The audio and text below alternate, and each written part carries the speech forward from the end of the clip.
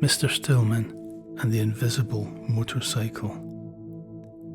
I acquired this archive of negatives and papers at an auction without seeing it in person, but I was excited when it was delivered to me, not only by the size of the collection, but the quality of the images and the amount of drawings and period documentation that came with it.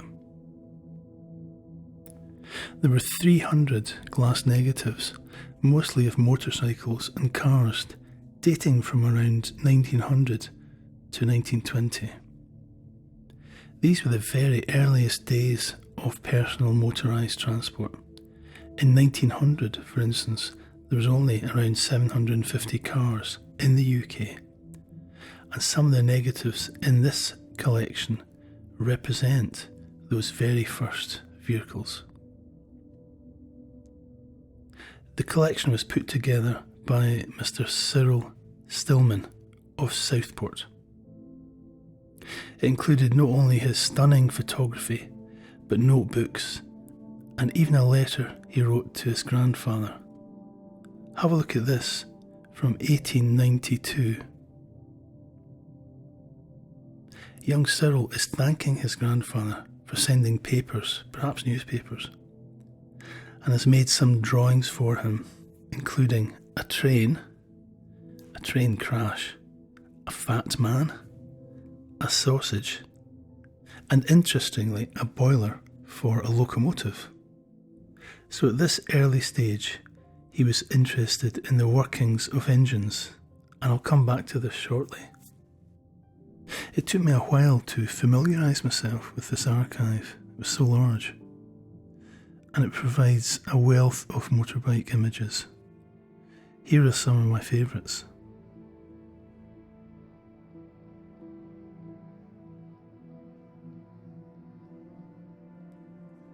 Here is a stunning motorbike and sidecar, the bike having been made by the Indian Motorcycle Company based in America. I love this photo of a young woman on a motorbike. Not only looks cool, but surprised me a little. The bike is a Douglas dating from about 1913, and the backdrop is Southport Promenade.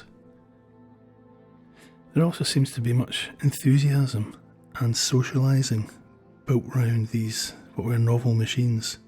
There's a couple of nice family and group shots here. As I progressed through the archive, I became familiar with the motorbike makes. Here are two dock bikes, racing bikes, which were manufactured in Manchester. Here is a rock. This was manufactured in Guildford and was also adopted by the armed forces. Also, this bike came up a few times. I couldn't quite catch the name, but eventually from one photograph I realised it was a Bamber.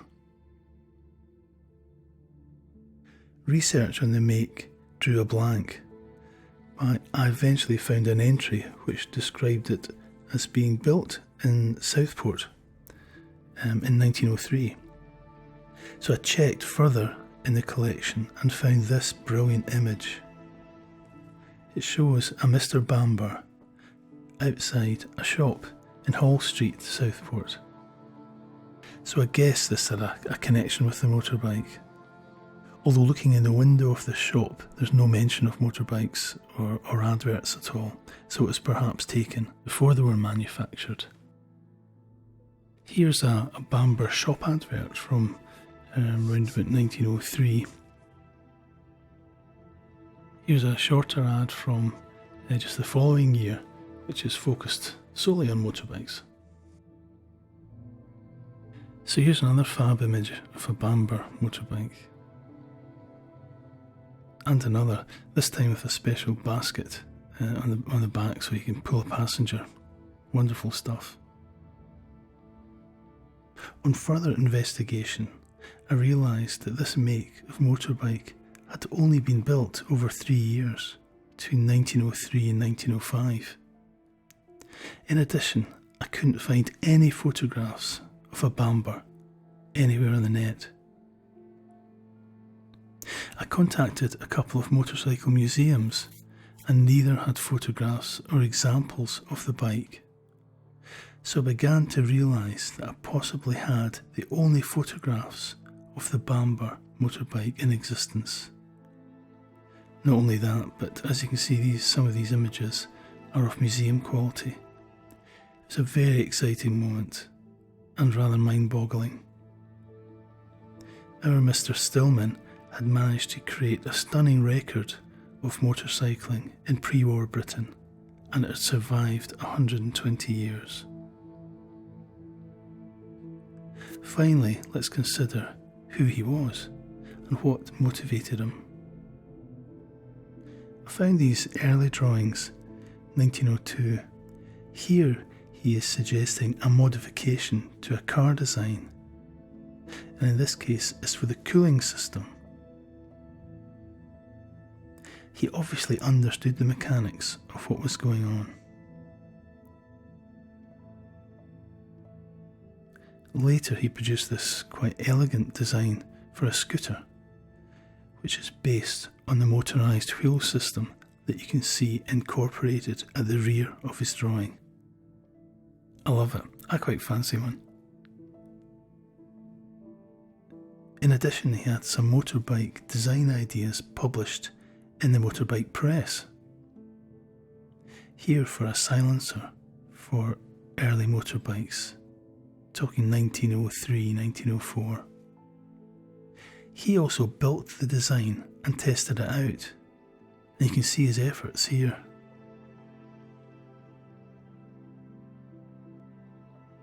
And here is Cyril on one of his motorbikes.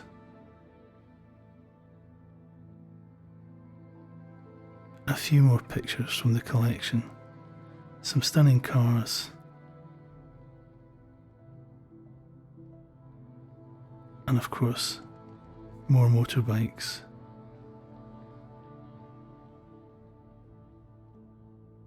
And to finish, it has to be this image. Not just one Bamber motorbike, but two. And perhaps the only time you're ever going to see double Bamber in your life.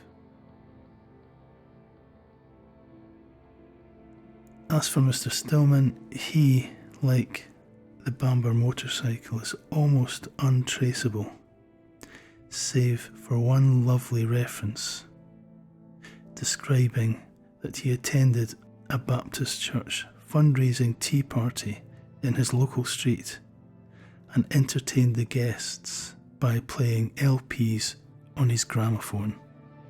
The wonderful Mr. Stillman.